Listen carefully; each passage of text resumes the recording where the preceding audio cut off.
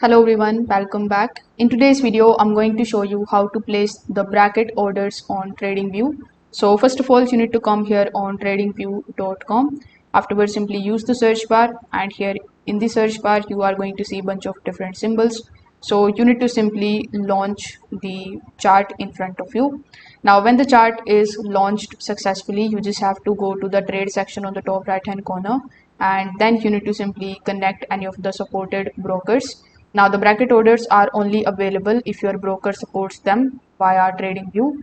So when this is done, you are going to see the buy and the sells button over here on the top. So you can either click on them, or you can directly click on the option of trade in order to launch this type of order in front of you.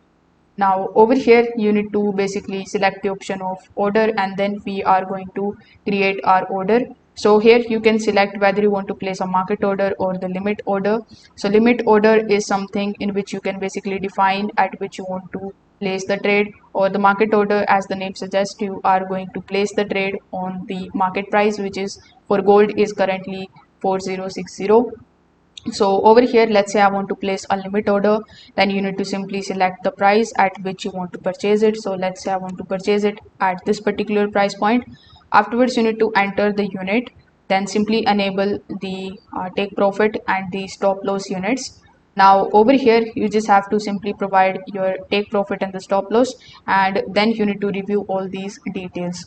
Now TradingView automatically creates a OCO bracket, meaning once either you take profit or stop loss is triggered, the other order is going to cancel automatically. So after your order is active, you can usually track the stop loss and the take profit. So as you can see, this particular order is over here, and if you want to adjust the take profit and the stop loss, you can go ahead and do so, something like this.